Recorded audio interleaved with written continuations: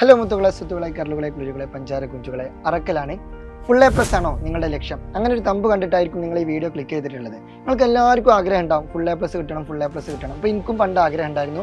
ഞാൻ full A plus വാങ്ങിച്ചിട്ടുണ്ടോ വെറുതെ ചുമ്മാ കിടക്കട്ടെ. ഓക്കെ, അപ്പോൾ നിങ്ങൾ ആദ്യം മനസ്സിലാക്കേണ്ടത് ഈ ഫുൾ എ പ്ലസ് എന്ന് പറയുന്നത് ഭയങ്കര കീറാമുട്ടി സംഭവം ഒന്നുമല്ല. അങ്ങനെ ഭയങ്കര എവറസ്റ്റ് എടുക്കണ പോലെ ഭയങ്കര റിസ്ക് ഉള്ള സാധനമൊന്നുമല്ല. അത് നമ്മളെ കൊണ്ടൊക്കെ കൂട്ടിയാൽ കൂടുന്ന സാധനമേ ഉള്ളൂ. ഓക്കെ, ഇപ്പോൾ ഫോർ എക്സാമ്പിൾ ഇപ്പോൾ ഞാൻ ഫുൾ എ പ്ലസ് ആണ്, pretty miss full A plus ആണ്, അമീൻ സർ ഫുൾ എ പ്ലസ്, അങ്ങനെ ഒരുപാട് ആൾക്കാർ ഫുൾ എ പ്ലസ് ആണ്. അപ്പോൾ തന്നെ നിങ്ങൾക്ക് അതിൻ്റെ ഒരു വേവ് ലെങ്ത് മനസ്സിലായില്ലേ? ഓക്കെ, നമുക്ക് കിട്ടും, നമ്മളെ കൊണ്ടേ പറ്റുള്ളൂ. ഓക്കെ, നിസ്സാരമാണ്. ഇപ്പോൾ ഫോർ എക്സാമ്പിൾ ഇപ്പോൾ ഞങ്ങളെല്ലാവരും തിന്നുന്നത് ചോറാണ്, നിങ്ങളും തിന്നുന്നത് ചോറാണ്. നമ്മളെല്ലാവരും ഞരമ്പ് കൂടി എടുക്കുന്നത് ബ്ലഡാണ്, നിങ്ങളെ ഞരമ്പ് കൂടി എടുക്കുന്നത് ബ്ലഡാണ്. അപ്പോൾ നമ്മളെ കൊണ്ട് ഇത് പറ്റും എന്നുള്ള കാര്യങ്ങൾ ആദ്യം മനസ്സിലാക്കുക, അത് അക്സെപ്റ്റ് ചെയ്യുക. ഓക്കെ, പിന്നെ ഞാനൊരു 4 ട്രിക്ക് പറഞ്ഞുതരാം. അതിൽ 4ാമത്തെ trick very very very important ആണ്. ഓക്കെ, അപ്പം വീഡിയോ അവസാനം വരെ കാണണം.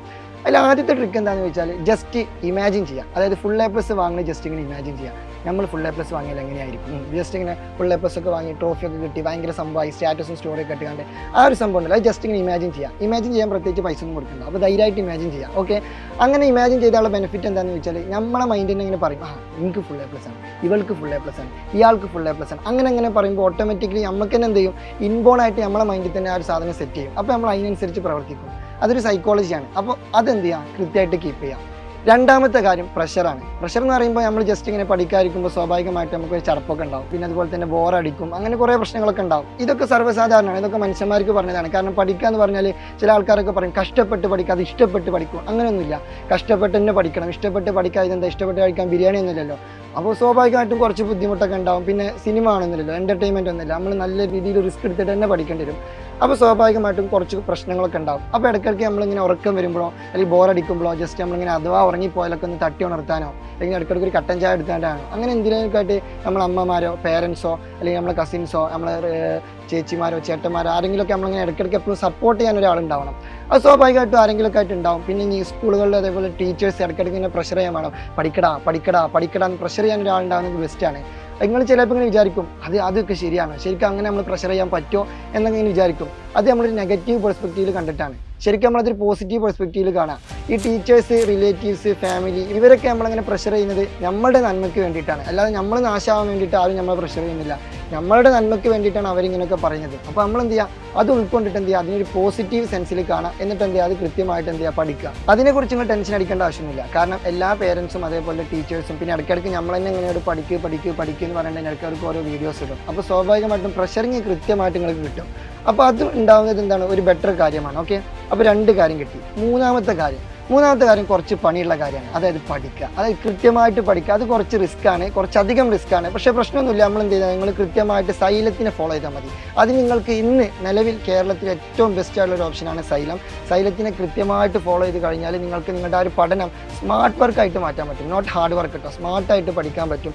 ചെറിയ കുഞ്ഞു ടിപ്സുകൾ, ഉഡായിപ്പ് ട്രിക്കുകൾ കാര്യങ്ങളൊക്കെ വെച്ചിട്ട് നല്ല സ്മൂത്തായിട്ട് പഠിക്കാൻ പറ്റും. പിന്നെ സൈലം തന്നെ നിങ്ങൾക്ക് കൃത്യമായുള്ള സ്റ്റഡി പ്ലാൻ പ്രൊവൈഡ് ചെയ്യും, മെറ്റീരിയൽസ് പ്രൊവൈഡ് ചെയ്യും. അത് നമ്മൾ അസ്ത്ര ബാച്ച് ഒക്കെ ഉണ്ട്, അസ്ത്ര ബാച്ചിൽ ജസ്റ്റ് നിങ്ങൾ ജോയിൻ ചെയ്തിട്ട് സൂപ്പർ വേറെ ലെവൽ ഗംഭീരാവും. അപ്പോൾ അതാണ് 3ാമത്തെ കാര്യം. ഇനി 4ാമത്തെ ട്രിക്കാണ്. ഈ ട്രിക്ക് വെരി വെരി ഇമ്പോർട്ടൻറ്റ്. ഈ ആദ്യത്തെ 3 ട്രിക്ക് നിങ്ങൾ കൃത്യമായിട്ട് കീപ്പ് ചെയ്യണം. 4ാമത്തെ ട്രിക്ക് എന്ന് പറയുന്നത് ജസ്റ്റ് ഞാനൊക്കെ പണ്ട് പഴക്കി തെളിഞ്ഞിട്ടുള്ള ട്രിക്കാണ്. ഞാനും എൻ്റെ ഫ്രണ്ട്സും, അതായത് ഞങ്ങളൊരു +2 ഒക്കെ പഠിക്കുന്ന സമയത്ത് ഞങ്ങളൊരു 3-4 പേര് ഒരു ഗ്രൂപ്പ് ക്രിയേറ്റ് ചെയ്തു. ആക്ച്വലി ഞങ്ങൾ 3 പേര് ഉണ്ടായിരുന്നുള്ളൂ. ഞങ്ങളൊരു ചെറിയൊരു കുഞ്ഞു സർക്കിൾ. ഞങ്ങളൊരു ഗ്രൂപ്പ് ക്രിയേറ്റ് ചെയ്തു. ആ ഗ്രൂപ്പിൻ്റെ പ്രത്യേകത എന്ന് വെച്ചാൽ പഠിക്കുന്ന കാര്യം മാത്രമേ ഡിസ്കസ് ചെയ്യും.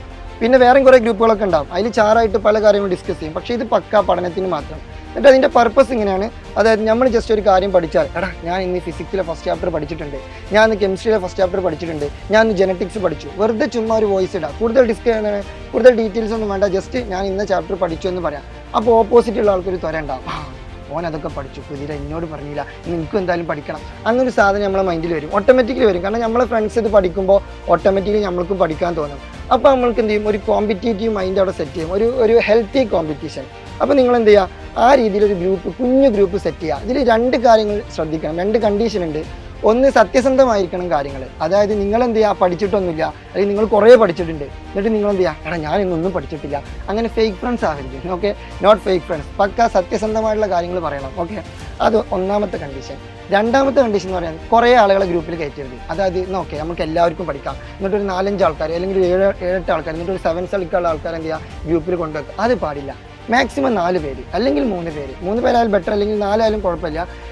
നിങ്ങൾ 4 പേര് എന്ത് ചെയ്യുക, കൃത്യമായിട്ട് എന്ത് ചെയ്യുക, ഞാൻ ഇന്ന് പഠിച്ചു, ഇത് പഠിച്ചു, അത് പഠിച്ചു എന്നൊക്കെ പറഞ്ഞാൽ കൃത്യമായ ഗ്രൂപ്പിൽ എന്ത് ചെയ്യുക, അപ്ഡേറ്റ് ചെയ്യുക.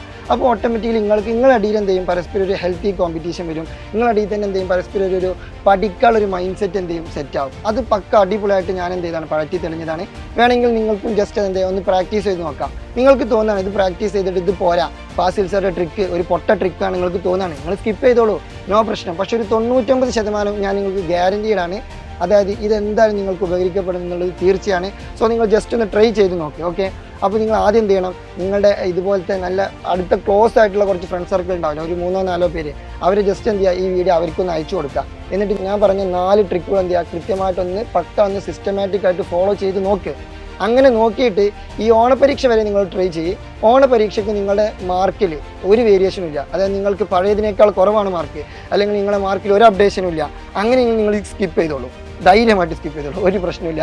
പക്ഷേ ഞാൻ പറയുന്നു, ഞാൻ വീണ്ടും ഗ്യാരൻറ്റീഡാണ് നിങ്ങൾക്ക് മാർക്ക് കൂടും എന്നുള്ളത് തീർച്ചയാണ്. കാരണം ഈ 4 കാര്യങ്ങൾ കൃത്യമായിട്ട് ഫോളോ ചെയ്താൽ എന്തായാലും മാർക്ക് കൂടിയിട്ടേ ഉള്ളൂ. ഞാൻ കഴിഞ്ഞ 2-3 വർഷം മുമ്പൊക്കെ ഞാൻ ട്യൂഷൻ എടുത്ത് നടന്ന ആദ്യ കാലഘട്ടങ്ങളിൽ എൻ്റെ ഒരുപാട് വിദ്യാർത്ഥികൾക്ക് ഞാൻ ഈ കാര്യങ്ങൾ പറഞ്ഞു കൊടുത്തിരുന്നു. അപ്പോൾ അവരൊക്കെ ഇത് പഴറ്റി തെളിച്ചിട്ട് അവർക്കൊക്കെ ഇത് മെച്ചമുണ്ടായിട്ടേ ഉള്ളൂ.